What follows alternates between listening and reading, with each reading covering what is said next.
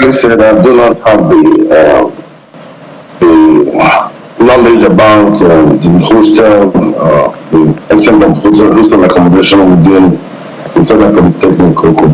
But we know usually around tertiary institutions, some students also actually prefer to stay outside the school. But they feel it gives them more freedom, it's also give them more freedom and liberty and more comfortable. So I do not know the extent of the hostel accommodation they have within the local polytechnic, but I know like usually some students who like to live outside the school or within close proximity of the school. Hello, Commissioner. So I'm wondering, isn't it embarrassing that you're saying you do not have these details? This collapse happened 2 days ago. In fact, it was almost going under the radar before Nigerians got to hear about it yesterday. So more than 48 hours after, you still do not have details about this. And then whose job is it to regulate these kind of buildings? Because I know that state governments always get to collect a lot of monies from people who build structures. In fact, for virtually every building, before the building is completed, you always see that mark of X and with a number. So who's going to take the responsibility for this kind of collapse and the impact? Okay, well, I think you did not understand the question your colleague asked. Our question was about the extent of accommodation in Federal Polytechnic, including the federal institution.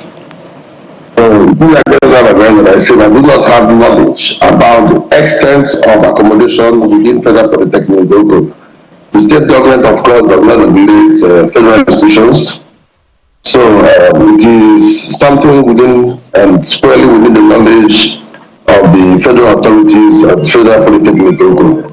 So it was not the issue of physical planning. Our question was basically about the fact that students have to stay outside may point to the fact that there is deficiency in hostel accommodation within the Federal Polytechnic Group. So I think we need to put that in prominence. Yes, but one would have thought that also has there been any cabinet meeting since this happened, to perhaps review and evaluate what played out?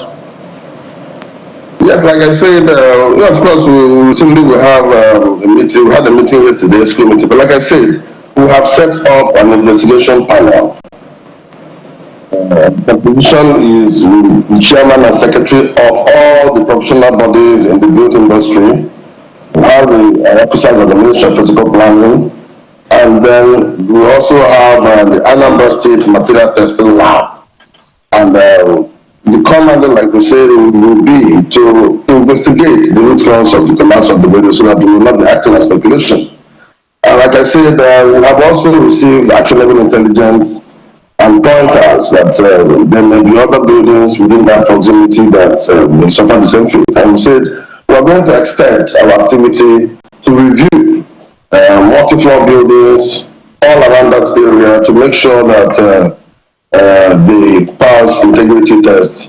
And then anyone that doesn't pass that, we're going to recommend that it should be pulled down immediately.